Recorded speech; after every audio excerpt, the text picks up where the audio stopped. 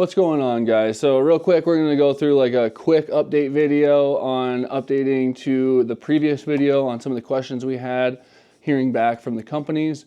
So this is the Altis Sigma versus the E-Ride Pro SR again. So we'll go ahead and check a few things out to kind of update you. We'll keep this one short. At the end too, I'll let you know what I actually ended up putting a down payment in for and how to get it at the cheapest price. We're going to kind of go through how to eliminate sales tax if that's possible for you. All right, so I did hear back from both the companies on the questions we had. Now, Altis Sigma was actually really good about answering all the questions that I had in detail.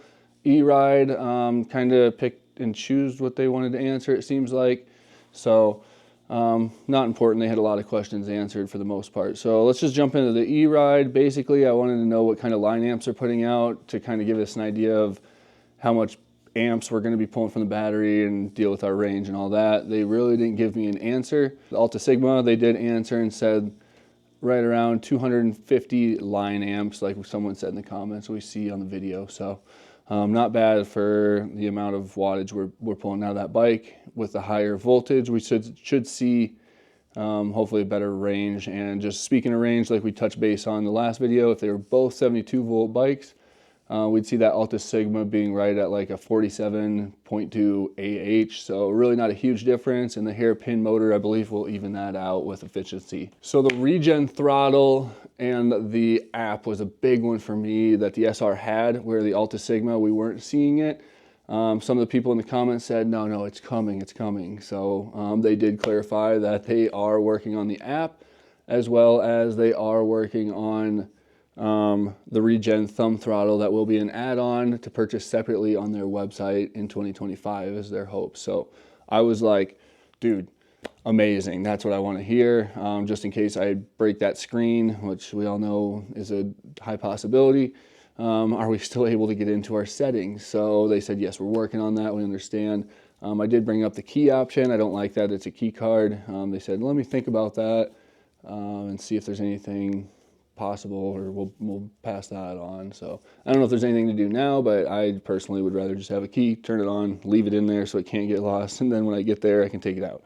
Altis Sigma did actually also say though there is going to be an on-off switch under the seat, so you could ditch the key cards potentially, and you would open the seat with a key, and then you would basically have an on and off switch under the seat, but you would be in the same boat where you still need to keep the key on you and not lose it. All right, so like we've seen, there's a gearbox, and they said they're going to be coming out with like an owner's manual to the Altis Power Sports website, and then they'll kind of have that regulated on when the oil change is needed. It's kind of in the air of how long it's going to be till you need to change the oil. A big one for me is the waterproof. My brother's E-Ride, he just leaves out in the rain, so I know they have pretty waterproof bikes. Now, Altis did say there's going to be IP67 waterproof, which basically means up to 1 meter deep for 30 minutes, which I think is kind of the standard.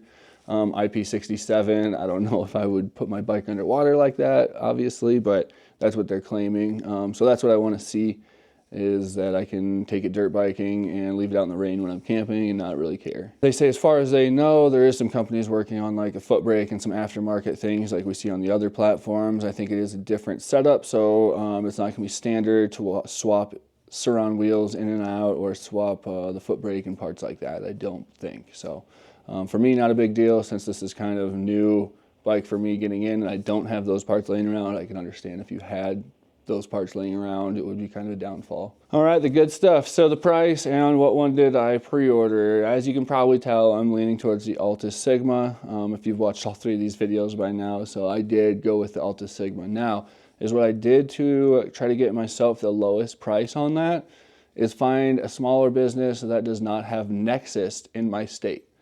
Now, if you're not aware what Nexus is, when you're a small business and you're shipping products, physical products to other states, you'll have Nexus in your state typically because you have actual footprint there and that's where your business is, meaning that state your customers will have to pay a sales tax, whatever that state's or county's sales tax is, you'll be paying like you do with anything. Now, a loophole is with smaller companies like EMF. I know my customers out of Colorado do not have to pay sales tax because I do not have Nexus in other states. Now, to get Nexus in other states, you need to be selling over like $100,000 in a year. So with these e-bikes, it's easy to do, but there's a lot of small companies that will ship these bikes out that do not have Nexus everywhere. So if you're in California, it's going to be a little trickier for you because a lot of this stuff is coming out of California. But if you're in the rest of the lower 48 states and you want to save some money, we went to HyperRides. We talked to them, and I saw when I went to checkout, I had no sales tax. So I called them up. I said, I assume you guys have no Nexus in Colorado. They said, you're exactly right.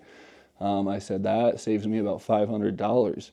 So I got my Altis Sigma out the door for $5,700 on the dot. That's $5,500 for that Altis Sigma, and then $200 for crate shipping and whatever, I think. So that for me was the cheapest option. They do sell the SR. They sell the new E-Ride Mini. I think the 3.0. They have a ton of options on stuff. So for whatever bike you're getting, this could be a good little loophole. Now, if you're in California, you're probably gonna have to pay the sales tax because you can just go to the door and not have to pay shipping to a lot of these places. And obviously you're gonna get hit with sales tax because you're in that state. You could look for some out-of-state companies that would ship to you. I don't know if it would wipe the difference on your sales tax and make it worth it for these higher priced bikes. Something to always think about though. So if you guys like this video, go ahead and hit that like button. If you want to see more stuff coming up when I do get that Altis Sigma in January, go ahead and hit that subscribe button. If you want to learn some more DIY stuff, building razors, that kind of stuff, we help with a lot of that stuff as well. So we'll catch you guys later. Thanks for hanging out, and let me know down below what you guys are going to order. Peace.